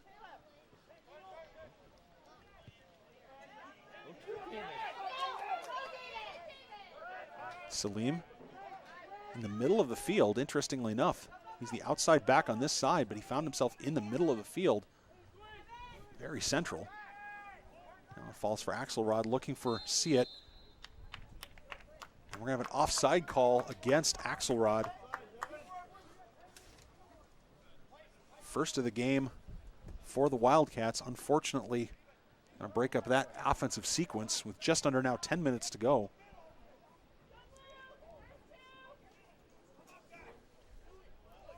Eagan Wildcats have played well. I wouldn't say they've played poorly, but although there have been a couple of miscues that have led to goals by the Waconia Wildcats. Galachin swings it out for Villaseñor. Nice job finding open space as Villaseñor wants to do something with it. Now he lays it off for Salim. Salim's going to play it back for Villaseñor. Villaseñor gets it on his right foot. He's in the penalty area. He sends it across. The ball falls for Hannon Axelrod. Can they scramble it towards goal? They almost do. It's a goal line clearance, and it's in the back of the net. Oh, it's a brilliant goal line clearance. Derek Siet. Siet's going to get the goal, but Stewie had a brilliant goal line clearance for Waconia. Then Siet takes the rebound and slams it home. It is now 2-2, Wildcats and Wildcats. The important thing here, besides the obvious, the game-tying goal, is will this give Eagan the momentum back? Will they now come out with more energy, win more 50-50 balls, and can they get another goal here in the last 9 minutes and take a 3-2 lead and win this one? We've seen them score late in order to win games already this week. I would love to see it again. Well, there may be more drama in this match to go. And, of course, the Waconia Wildcats are not going to go quietly down the road back to Waconia. They're going to bring everything they can as looks like Axelrod was being held there. Mia Villasenor has his second assist of the game as Walcott sends that up for Siet. Never a bad idea. Eagan Wildcats goal scored by Derek Siet. The assist to Emilio Villasenor, the time 71:02.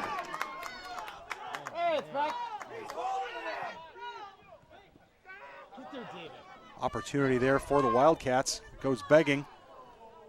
Villasenor was trying to get that ball in quickly. Walcott is going to have to be stout here defensively. And finds Galachin. His teammates could have helped him a little more there. Miklo Jones turns it over, almost. Now Galachin gets it back, and now we have a foul. Smart foul that time, I think, by the Wildcats, as there was some chaos there from a shape and defensive responsibility standpoint. Yeah, unfortunately, that pass by Galachin, it was up in the air, really tough for Miklo Jones to handle it. He attempted to control it, but really kind of set up the turnover, which then led to the foul. Nice tackle there by Jones. Ball's going to get out towards the sidelines, going to get crossed in. Schreiber is going to come off his line, but it's going to go out for a goal kick. I will say. I was going to say another example of an Eagan defender getting kind of run up from behind. The forwards for Waconia having no trouble being aggressive to the ball and going right through a defender if they can. Injury on the field, and the clock is stopped. That is for Waconia, number 15, Owen Mielke. Put in a good shift playing forward for the Waconia Wildcats. Hasn't figured in any of the scoring, but has been a quality player out there for the boys in white.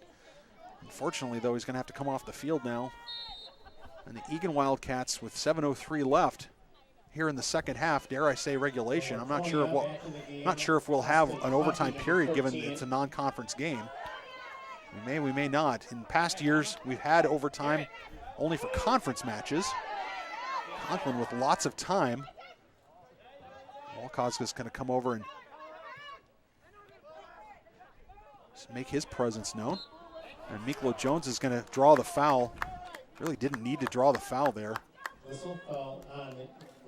Getting down into an area where that's a dangerous foul to take. That's 30 yards straight to the goal line, so obviously it's a little more when you angle it towards the goal, but well within range to either shoot or lay it up for a potential one-time into the net. Emilio Villasenor doing a bit of gamesmanship there. He's only about 5 or 6 yards away. He's going to get a ball in the back of his head if he's not careful. It's an opportunity for Waconia. Falls for Walcott. Now the aforementioned Villasenor has a break. Can he get to this ball? He does. Finds Siet. Siet flicks it on. Oh, what a lovely bit of skill. Derek Siet has an opportunity. He's got Hannon Axelrod to the side. Axelrod takes a touch, slams it towards the White. Oh, White stayed with it. Oh, brilliant save by White. Axelrod took an extra touch. He maybe should have tried that left foot. I think there might be a few sleepless moments tonight by Hannon Axelrod for not putting that one home. While he took the extra touch to get control, it allowed Evan White, the goalkeeper, to get in a position. Still a lot of goal to shoot at, and he hit it right at him. Definitely did not put that where he wanted it. And of course, a moment like that takes away, just interrupts our admiration for Derek Siet's turn and flick to himself was absolutely sublime. Jones tries to put the tackle on. Now he recovers. Wildcats, both teams both teams need to be extremely careful in how they play in their own defensive third. You don't want to concede a bad foul. See it with a nice job there. Oh, look at this lovely turn. Axelrod making a run. Conklin's going to try to shield him. Axelrod down, but of course no call there. He was looking to go to ground. We'll kick Waconia. It was a brilliant run by Axelrod. Just unfortunate that he wasn't able to get to the ball. I thought Conklin might have been playing Axelrod. I'll say it this way. It was excellent by Conklin to play Axelrod in that way because he was almost too far away from the ball, that there might have been some obstruction there. Fortunately, there wasn't for him.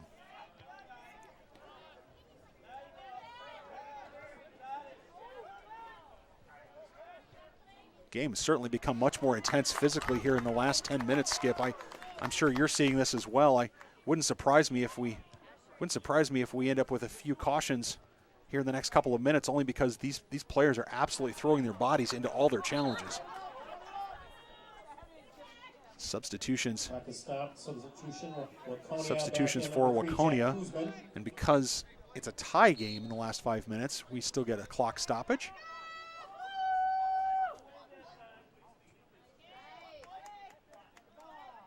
One thing that's hard for us to determine up here because we're shielded being in the booth, but it has definitely gotten more windy out on the field. That ball, how did that ball get by Schreiber? But it's punted out into touch by the Wildcats. Yeah, the wind has definitely picked up, and it is mostly at the back of the Eagan Wildcats, moving left to right. Here's a big opportunity here for Waconia, their third corner of the half. In swinging left foot, everybody rises up, but nobody gets to it. It's punched away by Villasenor. He's going to find Axelrod on the far side. See it by the defender. See it with a stop and go. See it's going to try to lay that off for Galachin. Oh, Evan Galachin, good turn. Axelrod stays on side. Here's an opportunity. Shot needs to be taken by Villasenor. Galachin again is going to send that towards goal. Axelrod, couple of headers, several headers. We're going to have an offside call. Offside call, an over and back offside call. Yeah, Axelrod got caught watching the play, and then all of a sudden when it came back in his direction, started going for it, but came back from behind that last defender. Blake Prouty making a run. Villasenor's ball doesn't find Prouty, but looking for Siet, I think. Joseph again steps quickly. Siet has it off of his boots. And this game has become incredibly ragged in the last couple of minutes. It's playground soccer at its best. This ball gets punched through. Schreiber's going to come off his line, but he's well out of the net. Lucky for Schreiber that time that the ball was well wide. As I said, it's become ragged. It looks like something we would see on the playground, Skip. Yeah, both teams just kind of going all out to try and win the game. It's creating a lot of scoring chances, and it's creating a very entertaining finish to this game. Nice pass out there to Villasenor. Villasenor finding Hannon Axelrod. Here's an opportunity for Axelrod. Nicely done that time by Axelrod. Great ball by Villasenor. Axelrod had to be perfect on that receiving of that massive cross because, as we saw, if it just gets a little too far away from him, the goalkeeper was right there in white. So it had to be just a brilliant touch in order to make that successful. Advantage played here by the referee for Waconia. Less than 30 seconds now to go in the game. Curious as to why Waconia is delaying this restart so dramatically. You see here the Waconia fans upset with their team that they're not getting forward faster. Even the goalie, even White, is coming forward. Curiously, The ball's flicked towards the Wildcats. The keeper is out. Derek Seat has an opportunity, but he slides it wide. Oh, Derek Seat. And we're going to finish all square in Eagan. 2 games between these two, nothing to be settled between these two teams in regulation. 80 minutes of play. The score of the Eagan Wildcats 2, the Waconia Wildcats Derek 2. Seat, I don't think realized he had enough time to take a couple more touches. He was all alone with a chance to win that game in regulation. Just an unfortunate decision and execution, as he absolutely could have dribbled that in and put that in. Okay, we are going to have an overtime procedure. Excuse me, we are going to have an overtime here. It's going to be 2 5-minute periods of extra time. The teams will switch ends with no break between those 2 5-minute periods. And there is no golden goal. The full 10 minutes will be played regardless of score. So there is no golden goal. So a goal will not end the game.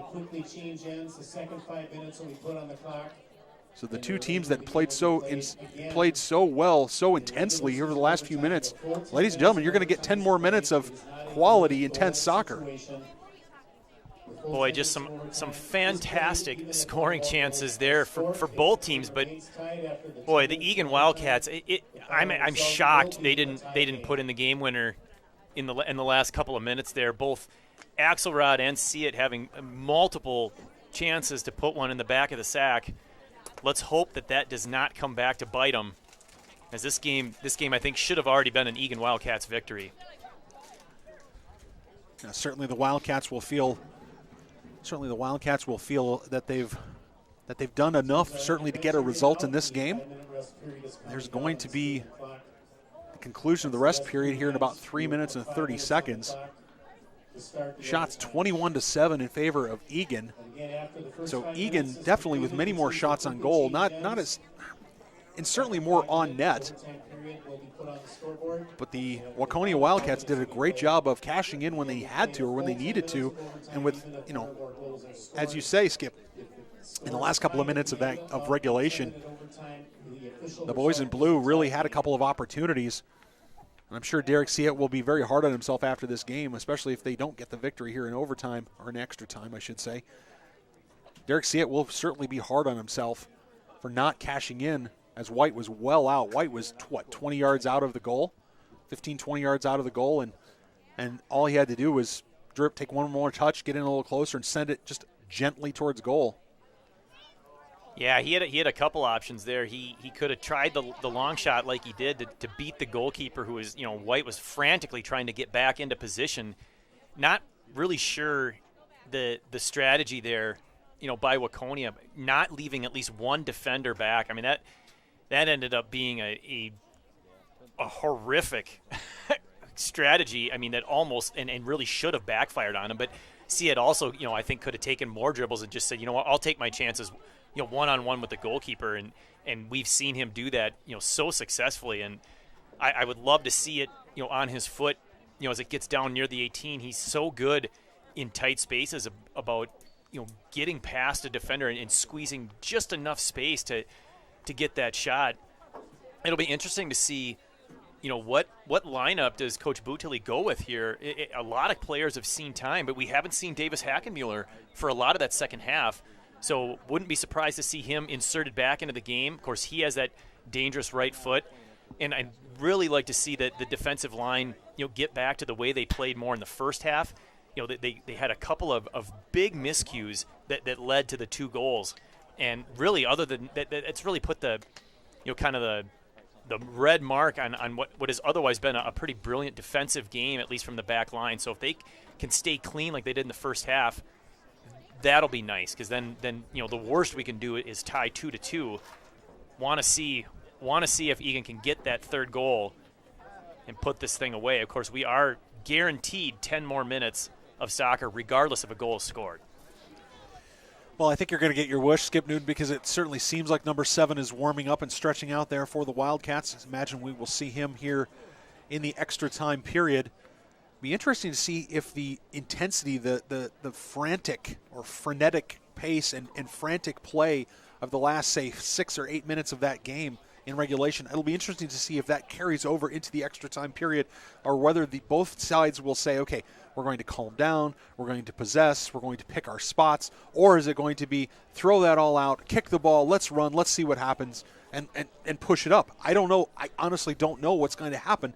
I think that's why it makes it compelling television.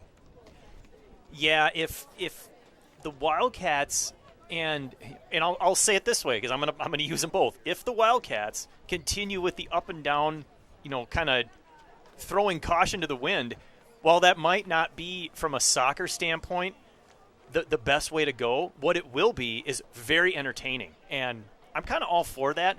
The one unfortunate thing we're going to have here is, of course, 2 5-minute halves means that they switch fields. So while the Wildcats, I think, benefited from that wind picking up and being at their backs, they're only going to have that for the first 5 minutes, it looks like, and then the second 5 minutes they will have it in their face. So we'll see if that plays a factor as well. After the end of the first 5 minutes, the teams quickly change ends, and then the second 5 minutes. Waconia will be at Edina next Wednesday.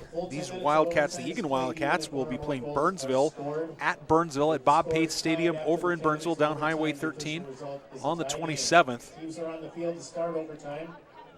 So we'll see how that turns out here for both teams as they move forward. But the Wildcats are going to start with Hackenmuller, Siet, Villasenor, Prouty, Jones, and then at the back it will be Walcaz, Johnson, looks like Michael Johnson, Salim, and I think it's not Joseph, it's number 17. It's Redland. Yep. So Redland's playing outside back. That ball gets hoofed forward and finds Villasenor. Opportunity here. Actually, Jack Joseph is up playing forward. Well, I take that back. I think Joseph was, because Eagan was on the kickoff, I think Joseph was up much higher up the field than he normally would be. Nice defensive play there by Waconia, unfortunately blocking that cross attempt by Mike Johnson.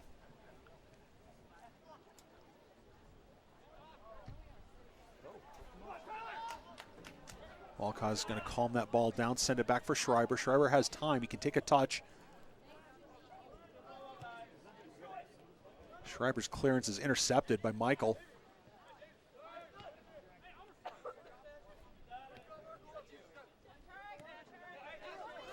Salim watches Johnson.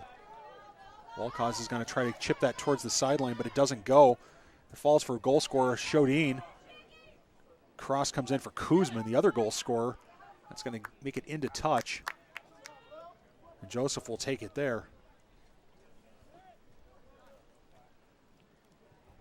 Well, regardless of the result, if you're an Eagan Wildcat fan, you've got to feel good about, and here's Villasenor taking the ball away. Now he's going to get pushed from behind.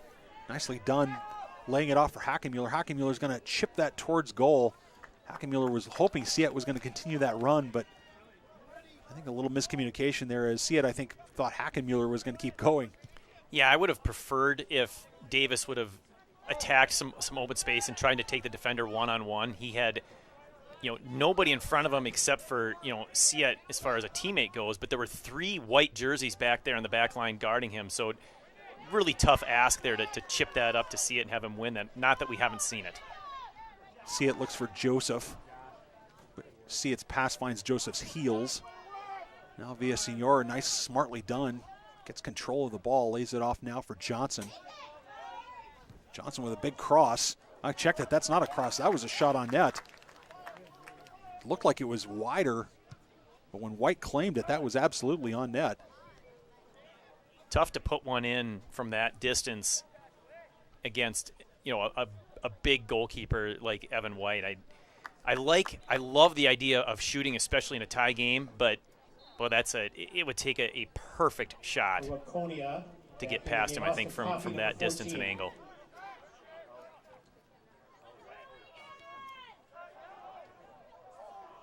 Well, I suppose Johnson's thought on that was not let the good be the enemy of the perfect, right? And so keep throwing it on net. Good things will generally happen for the boys in blue as Derek Siet's going to give this a chase. It's going to come back for Stewie.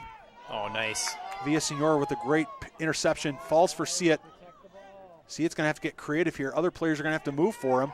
As Siet finds the edge of the penalty area, lays it off for Johnson. Johnson fires it. It's blocked. Falls back for Johnson.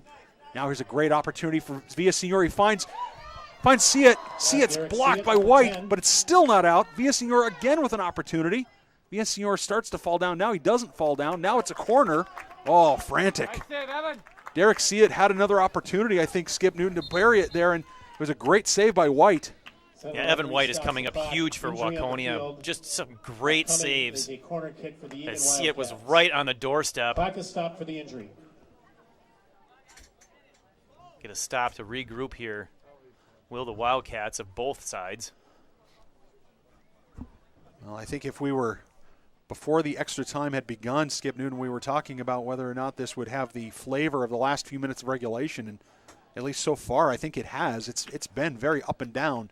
Neither team laying back or content with a tie game or a draw.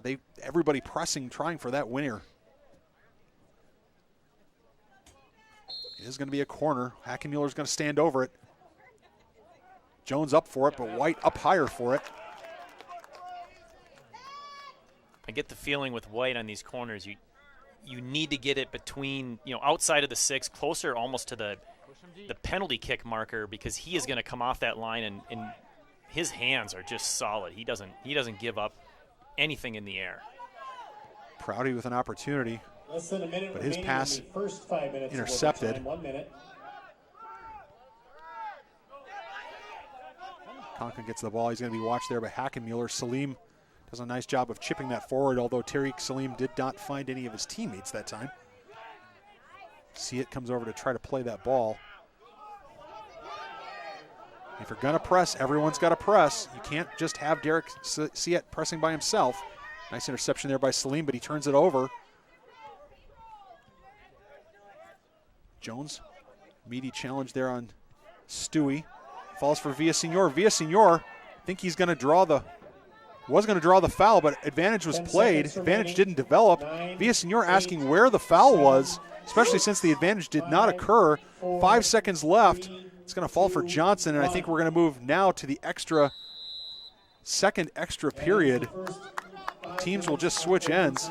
Well, that's a crazy no call. I mean, that looked as obvious as it gets. It was in a position where potentially either a shot to goal could have been had, or at least a layup to try and flick one on. Looks like the center ref talking to Villasenor about it.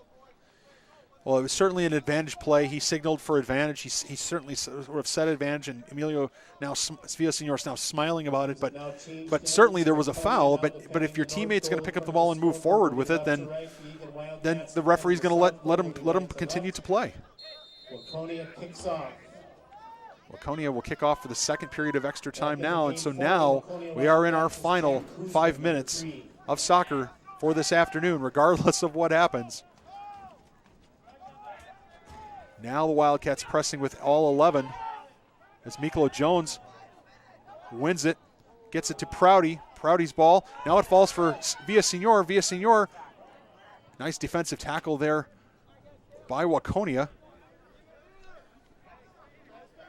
Boy, the passing on the back line by Waconia is starting to look a little risky to me. Like they're flirting with disaster a little bit, as Axelrod and Siet and Villasenor, and even when Jack was back there, and Hackenmuller, they're putting on pressure, and man, they forced a couple of turnovers. And if I'm Waconia, I'm changing my strategy a little bit, and I'm not going to be messing around there on the back line. Deep throw in here from Waconia. I'm going to respect the center referee's vision, but I thought that certainly came off a white jersey as it was headed towards the corner. Tariq Salim certainly thought it was, but in any event, Conklin will take his time walking forward. Now he picks up the pace and jogs it forward a little bit faster, and Waconia is going to launch this into the penalty area and see if they can get some sort of scramble. Waconia player falling down a la the Anna Enning as that ball gets sent out. Hackenmuller has got some good straight line speed. Look at him go. He's got an opportunity. Nice recovery that time by Viela. Hackenmuller again tries to get a chance, gets a chance at it. Not sure, as you said, Skip Newton, a little bit of risk there for Waconia. Now it's a turnover. It falls for Hackenmuller. The ball comes across for Johnson. Johnson had to see it, but couldn't slide it to him. Walcott comes thundering up from his defensive position. And that ball comes flying back for Redlands. Redlands going to take that big heavy touch and put that into touch. Smartly done by Daniel Redland. What you would expect from the senior captain.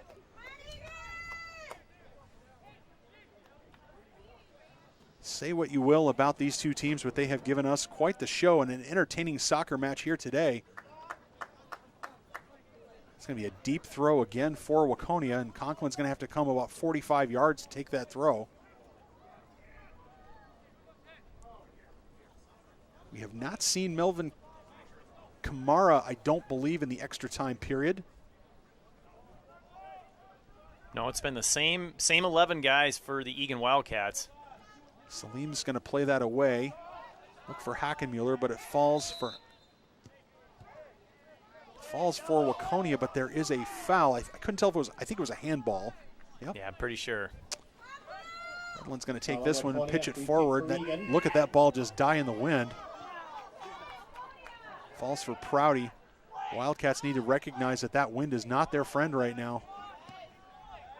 And on a ball like that, you can actually use the wind to knock it down. Good job by Johnson stepping up. Walcott with a nice defensive play away. And it falls for Joseph. Joseph's going to send that across the formation. Hackenmuller with a little shimmy and shake and heads to the corner. Davis Hackenmuller with a cross, looking for Siet. One player down, multiple players down. Now a foul called on Siet. Oh, handball. Yeah, the clear hit him right in the arm. It was an easy call, unfortunately. Great scoring chance again for the Wildcats of Eagan. Unlucky for Derek Siet. 1 minute remaining. Ball unexpectedly off Tariq Salim's head. Now both sets of Wildcats, lots of walking around between sequences. But falls for Johnson. Johnson chips it forward for Siet. That's a good thing to do. Derek Siet's going to have an opportunity here. Is he going to be able to take a touch? He's not, but here comes Johnson. Johnson scored his first varsity goal last year against Shakopee. On this field as Jack Joseph tries to dance through multiple defenders. Johnson misses the tackle. Here's an opportunity for the Waconia Wildcats. He's got a player running in behind him, but he could not see him.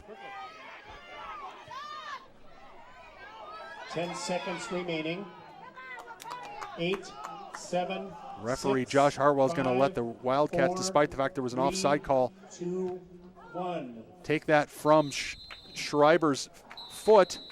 And that is it. That is full time here in Eagan. The Waconia Wildcats 2, the Eagan Wildcats 2. We finished all square, knotted at 2. Exciting game, entertaining game, intriguing game. Just unlucky for the Eagan Wildcats that they weren't able to get one more into the net.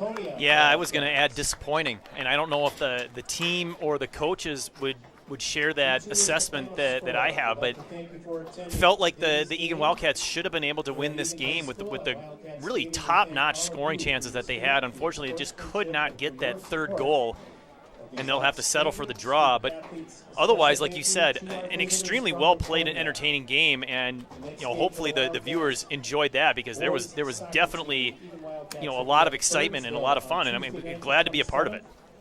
A lot to like here in Eagan, and remember, the Eagan Wildcats are going to be on the road for the next week, so we will not be broadcasting here on ETV.